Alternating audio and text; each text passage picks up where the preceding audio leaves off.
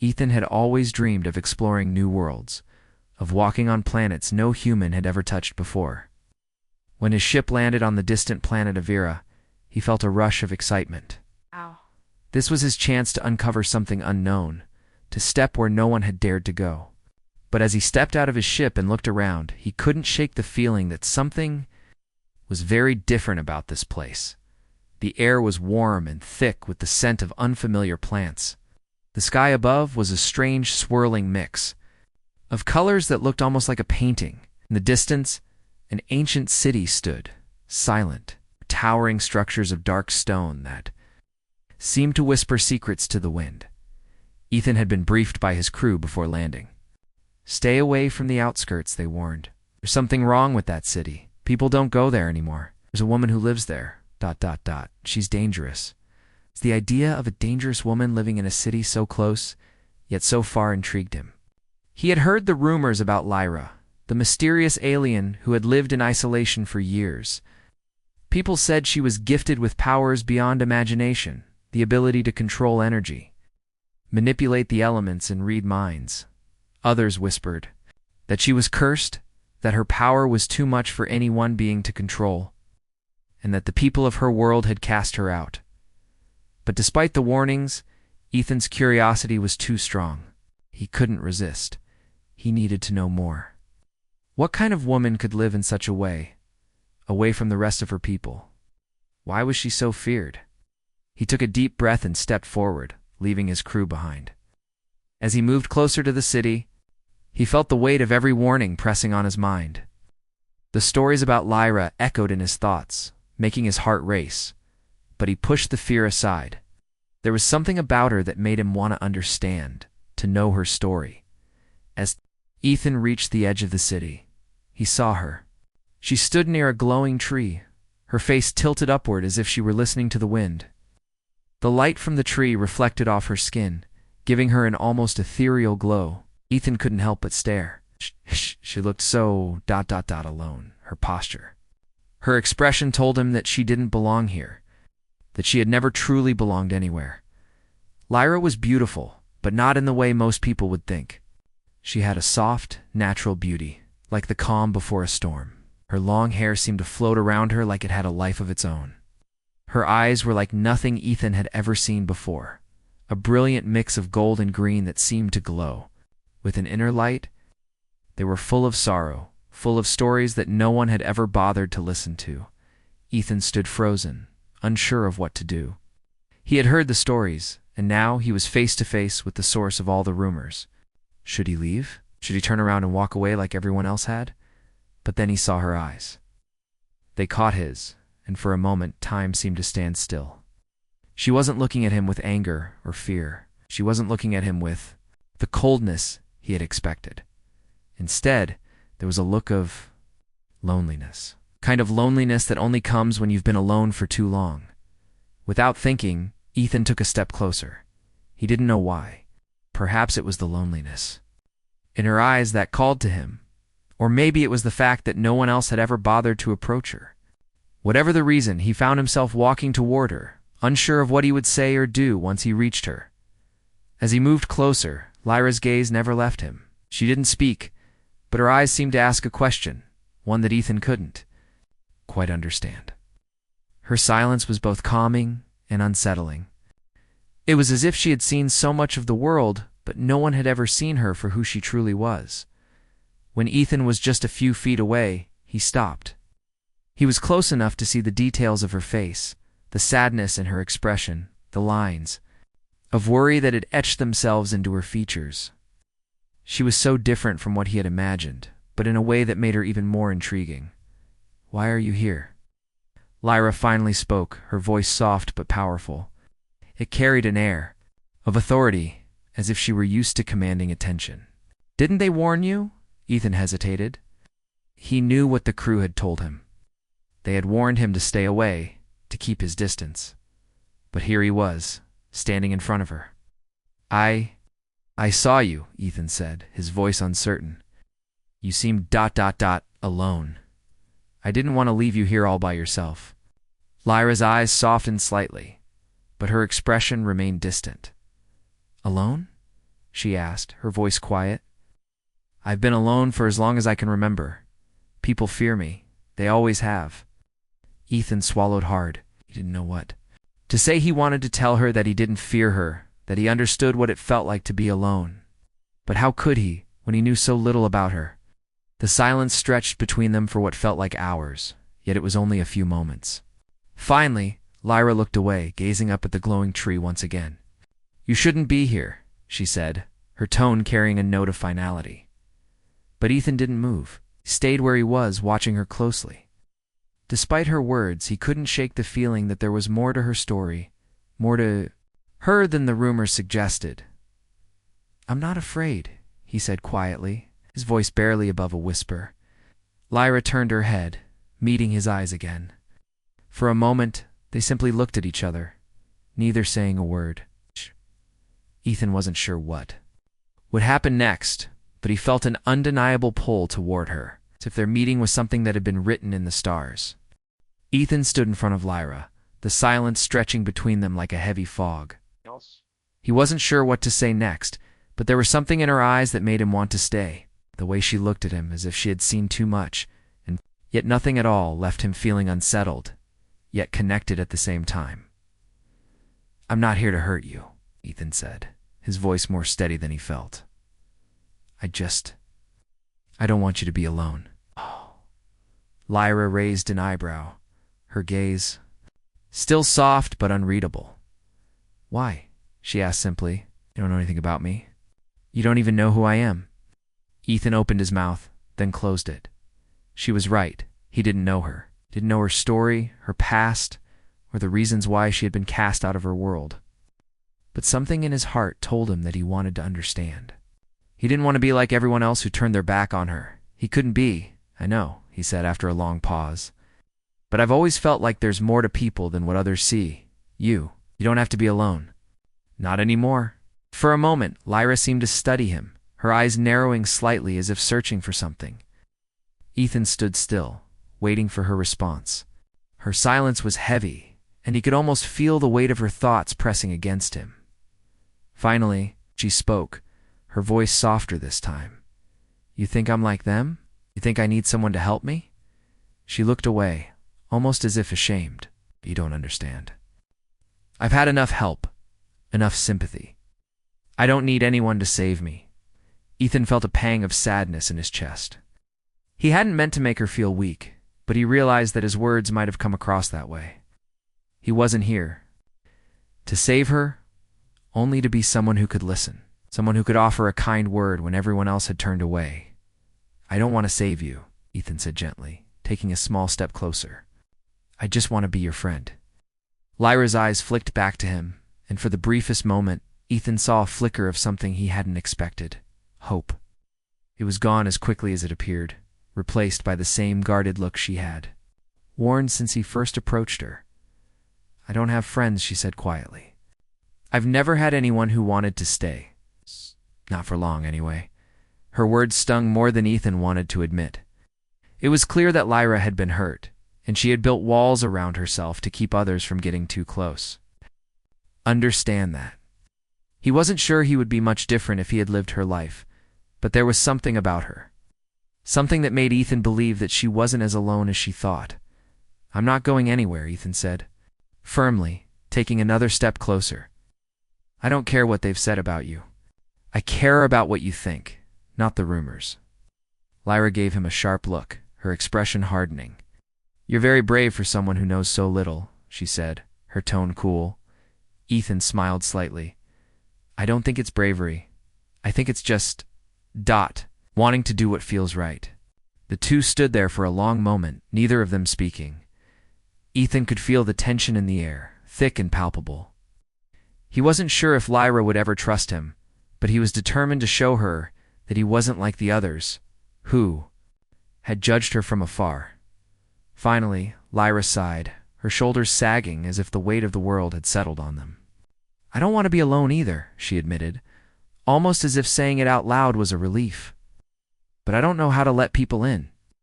Ethan's heart softened, and he reached out but stopped himself just before touching her. Didn't want to push her too far. You don't have to do anything you're not ready for, he said kindly. But you're not alone anymore, okay? Lyra looked at him, her golden green eyes searching his face as if she were looking for a lie. But there was none. Ethan meant every word he said. It wasn't a promise he made lightly, but something about Lyra made him feel like he had no choice but to be there for her. After a long moment, Lyra nodded, a small, tentative smile tugging at the corner of her lips. I don't know if I believe you, she said quietly, but I'll take your word for it, ... for now. Ethan felt a spark of hope inside him. It wasn't much, but it was a start. And a start was better than nothing. They spent the next few hours together, walking through the city, talking about their worlds, their pasts, and their fears. Lyra spoke little, but when she did, Ethan listened closely, never once interrupting. She told him about the power she had, how it was both a gift and a curse, how it had isolated her from the very people who should have been there for her. She told him how she had learned to hide her emotions, to build walls around her heart, because no one ever seemed to care enough to break them down. But Ethan did care. He didn't understand everything she had gone through, but he knew that. It wasn't too late for her to find connection again. He would be there for her, no matter how long it took. And for the first time in a long while, Lyra seemed to believe it, as the sun began to set. The two of them sat on the edge of the city, watching the sky turn dark with the first stars of the evening. It was a quiet, peaceful moment, and Ethan couldn't help but feel like they had both found something important that day. Maybe not everything was lost. Maybe not everyone had abandoned Lyra. Maybe, just maybe, Ethan could be the one to show her that. The days that followed were different from what Ethan had expected. He had been warned that Lyra would be difficult, that she would push him away the moment he showed any sign of care, but she hadn't. Instead, she allowed him to stay in her presence, speaking only when she felt comfortable. Ethan didn't push her. He simply listened and shared when she was ready. Lyra's world was unlike anything Ethan had ever known. Her people, a once great civilization, had fallen into disarray after they had created technologies beyond their control. They had relied too much on their power, and in the end, it had turned on them. Many of the survivors, like Lyra, had been cast out, feared for their abilities, and forced into isolation. It was painful to hear, but Ethan didn't let it show. Instead, he spent his days with her, walking through the ancient city, talking about their worlds. He was learning more about Lyra than he had ever expected, not just the woman, but the deep emotional scars she carried. You're different from the others, Lyra had said one evening as they walked through the streets. The sun was setting, casting long shadows across the ruins, and the city felt more peaceful than it had ever been. They all feared me. They still do, but you, ... She looked at him, her golden green eyes soft in the fading light. You don't, and I don't know why. Ethan smiled, though it was faint. Maybe it's because I know what it feels like to be alone, he said, his voice quiet but sure. Maybe I understand more than you think. Lyra didn't respond right away. She only nodded as if contemplating his words before continuing. To walk beside him, their connection deepened, though slowly. The more time Ethan spent with Lyra, the more he saw the small cracks in her walls. Sometimes he caught glimpses of her vulnerability, the way her eyes would linger on the horizon, as if she were searching for something or someone who might never return. Other times she would laugh at a joke he made, a sound so rare that it felt like a gift. But for all their growing bond, there were still moments of distance. Lyra still struggled with trust. She had lived too many years hiding from others, unwilling to open up completely. And though Ethan could feel she was starting to let him in, it was still clear that she was holding back. One afternoon they found themselves sitting in the remains of an old temple, the stones cool against their backs. The air was still, the city around them quiet. Lyra had been unusually quiet for hours, and Ethan didn't want to push her, but he couldn't ignore the feeling that she was troubled. "What's on your mind?" he asked, his voice gentle. Lyra turned her head slightly to look at him. Her expression unreadable. "I'm afraid," she admitted, her voice soft and almost lost in the silence of the temple. "I'm afraid of getting close to people. Every time I let someone in, they leave. Or worse, I hurt them. Ethan didn't say anything at first. He didn't need to. He just sat there waiting for her to continue. I've spent so long being alone that I've forgotten what it's like to trust, she continued. I don't know if I can. Ethan could feel the weight of her words. She was opening up to him in a way she had never done before. He had known she carried pain, but hearing her say it out loud made it more real. I'm not going anywhere, Ethan said quietly, his voice firm. I'm here because I want to be. I'm not like the others, and I'm not afraid of you, Lyra's eyes softened, and she gave him a small, uncertain smile. I wish I could believe that, she whispered. You don't have to believe it all at once, Ethan replied. You can take your time. I'll be here. For a long moment, the two of them simply sat there in the quiet of the ruins. It was a simple moment, but to Ethan, it felt like a turning point. He could sense that Lyra was beginning to believe him, even if just a little. As the days passed, they grew closer, each of them finding solace in the other's presence. Ethan was learning more about Lyra's world, her people, and the struggles she had faced. Lyra, in turn, was learning to trust him, though it wasn't easy. She had been alone for so long that the thought of relying on someone else was still a foreign concept to her. One evening, as they watched the stars begin to light up the sky, Lyra shared something she had never told anyone before. I used to have a family, she said, her voice distant. Before all of this, before I was cast out, I had a brother. He was the only person who ever understood me. He was the only one who didn't look at me with fear. Ethan could hear the sorrow in her voice, and he could see the pain in her eyes as she looked up at the sky. What happened to him? He asked softly. Lyra's gaze drifted to the horizon. I don't know. We were separated when I was young. I tried to find him, but it's been so long. I don't even know if he's alive. Ethan didn't know how to respond. What could he say? What could he possibly offer that would take away the pain she had carried for so long? Instead, he simply reached out, placing a hand on hers. It wasn't much, but it was enough to show her that she wasn't alone anymore. You're not alone, he said quietly. Not anymore. Lyra looked at him, her golden green eyes searching his face. For a moment, she didn't speak, as if weighing his words. Then, for the first time in a long time, she nodded. Thank you, she whispered. Maybe, ... Maybe. You're right. Maybe I don't have to be alone. Ethan smiled, feeling a sense of peace settle over him. They weren't there yet, not by a long shot. But for the first time, he felt like they were on the right path. He didn't know what the future held, but he knew that as long as they had each other, they could face whatever came next. As the days passed, Ethan and Lyra grew more comfortable with each other. They spent their time exploring the ruins of the ancient city, learning about the strange culture that had once called this place home. Lyra had shared a lot about her past, but there were still many questions left unanswered. Ethan could tell there was more to her story, but he didn't want to push her. He could see the trust slowly building between them, even if it was still fragile. One afternoon, as they sat on the edge of a broken bridge that spanned a dry riverbed, Ethan noticed that Lyra was quieter than usual. Her gaze was distant, her fingers lightly tracing patterns in the dirt beneath them. It wasn't like her to be so still, so lost in thought.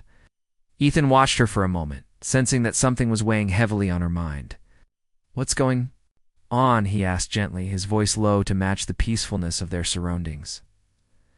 Lyra didn't look up immediately. She took her time, her eyes still fixed on the ground. After a long pause, she finally spoke, her voice almost a whisper. I've been thinking a lot about what happens next, she said. About ... us. Ethan's heart skipped a beat. He had never wanted to pressure her into anything, but hearing her say us made his heart race. He didn't know if she meant it the same way he did, but he felt a sense of hope rising inside him. I don't know what you mean, he replied, his voice uncertain but kind. What are you thinking about? Lyra hesitated, looking up at the sky. The sun was setting, painting the clouds in shades of pink and orange. It was a beautiful sight, but it didn't seem to reach her. She looked troubled, as though her thoughts were too heavy for her to enjoy the moment. Things have been different with you, she said slowly. I've been alone for so long that it's hard to remember what it's like to be with someone. But now that you're here, I can't help but wonder if it's just going to be more of the same. Ethan felt a twist in his chest. He knew she was afraid of losing him, afraid that once she let someone in, they would leave. He could see that in her eyes the flicker of doubt that had never quite disappeared. "Why do you think that?" he asked, his voice soft but steady. He reached out, placing his hand on hers. "I'm not like the others. I'm not going anywhere." Lyra's eyes searched his face, as though trying to figure out if he was telling the truth. There was a long silence before she spoke again. "I'm scared," she admitted. "I've been hurt so many times that I've forgotten what it's like to trust someone completely. I don't know if I can do that again. I don't know if I can trust you." Ethan's heart ached for her. He could see the fear in her eyes, the vulnerability she was hiding behind her guarded expression. He understood. Trust wasn't something that could be given easily, especially when you had been hurt before. But he also knew that without trust, they wouldn't be able to move forward. "I know it's hard," Ethan said softly, "but I'm here, and I'm not going to hurt you. I promise." Lyra looked at him, her gaze intense. For a moment, it felt as though time stood still. The only sounds were the faint rustling of the leaves in the trees and the distant calls of unknown creatures. Then finally she spoke again. "Maybe ... Maybe I want to believe you," she said quietly, "but I don't know if I can. I don't know if I'm ready." Ethan smiled gently, squeezing her hand. "You don't have to be ready right now. You can take your time. I'm not going anywhere." Lyra nodded, but the doubt still lingered in her eyes. "I wish I could be sure," she said, her voice barely above a whisper. "I know," Ethan replied, his voice full of understanding. "But I'm not asking you to be sure right now, just ... Let things happen naturally. We'll figure it out together." They sat in silence for a while, watching the sun dip lower into the horizon. The quiet was comfortable, and for the first time, Ethan could sense that the weight on Lyra's shoulders wasn't as heavy as before. It was clear that she was still struggling, but she wasn't alone anymore. As the night fell and the stars began to twinkle in the sky, the two of them stayed by the old bridge. Ethan felt a sense of peace, knowing that they had reached a turning point. Lyra might not be ready to fully trust him yet, but she was starting to believe that not everyone would hurt her, and that for Ethan was enough for now. The next morning, they woke early, the sky still dim with the first light of day. They had been planning to explore the deeper parts of the city, the areas that were rumored to hold ancient relics and hidden knowledge.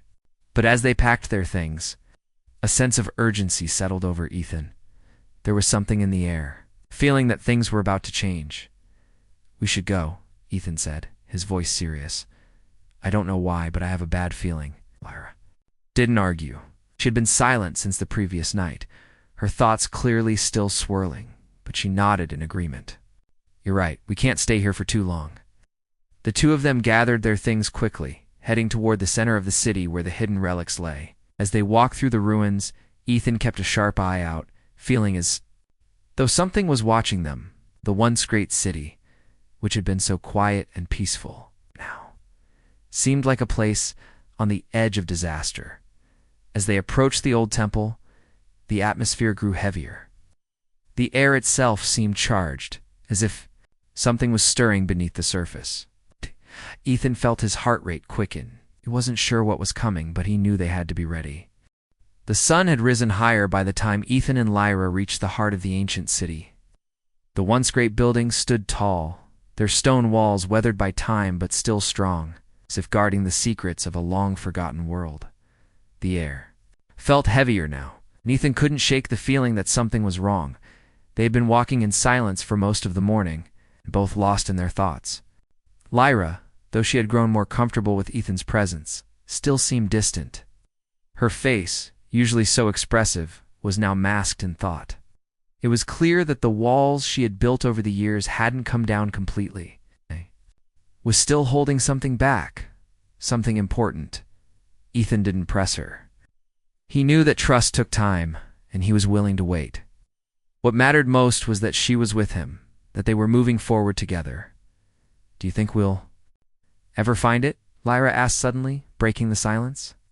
Her voice was soft, but there was a sense of hope in it. "The relics, The knowledge that's hidden here. Do you think it will help us? Ethan looked at her, his heart swelling with the desire to answer her question honestly. He didn't know for sure, but he believed they had to try. I think it's worth finding out, he said, his voice steady. Whatever's here, it might hold the answers we need, not just for your past, but for your future too. Lyra glanced at him, a faint smile tugging at her lips. You always seem so sure of things. I wish I could be that confident. Ethan shrugged. Sometimes you have to take risks. Life isn't always about knowing the answers. Sometimes it's about finding the right questions. Lyra didn't reply right away. She just nodded, her expression softening. Ethan could feel the shift in the air around them, as though the weight of her thoughts was lifting, if only a little. They continued their walk, heading toward the temple ruins that had once served as a place of great power. The walls of the temple were covered in strange carvings, symbols that neither of them could fully understand. But it was clear that these carvings held some kind of meaning, something that might unlock the secrets of this forgotten world. As they approached the entrance, the atmosphere grew colder, and Ethan couldn't help but notice how quiet everything had become. The usual sounds of the city, the hum of distant creatures, the rustling of leaves had stopped, replaced by an eerie stillness. It was as if the entire place was holding its breath, waiting for something. Do you feel that? Ethan asked, his voice barely above a whisper. Lyra nodded. It's strange, she said. Like something is watching us. Ethan tensed. He had been feeling the same thing, but hadn't wanted to mention it. There was something about this place, something ancient and unsettling. It felt as though they weren't just walking through ruins. They were stepping into a forgotten memory. One that had been buried deep beneath the surface for centuries. Before they could say anything else, a loud noise broke the silence. It was a low rumble, like thunder, but there were no clouds in the sky. The ground beneath their feet seemed to tremble, and the stone walls of the temple groaned, as if they were awakening from a long slumber. Ethan and Lyra looked at each other, both of them instinctively taking a step back. The noise grew louder, and suddenly the ground cracked open, sending a shower of dust and debris into the air. From the crack, a bright light erupted, blinding them for a moment. Then the light faded, leaving behind an empty silence. What was that? Lyra whispered, her voice shaking with a mix of fear and curiosity. Ethan didn't have an answer. Felt a cold chill run down his spine, but he couldn't turn away. Something had just been unleashed, something powerful. We need to be careful, Ethan said, trying to steady his breath. Whatever that was, it wasn't normal. Lyra didn't argue. She stood still for a moment, her eyes fixed on the crack in the ground, before slowly stepping forward. I think we need to see what's inside. Whatever's down there might be important. Ethan hesitated, but only for a moment. He knew Lyra was right. They couldn't turn back now. They'd come this far, and they needed to find out what secrets the city was hiding. Together, they carefully approached the crack in the ground. The air felt charged, as though the very earth was alive. Lyra crouched down and ran her fingers along the edges of the crack, feeling the warm energy that seemed to pulse from deep below.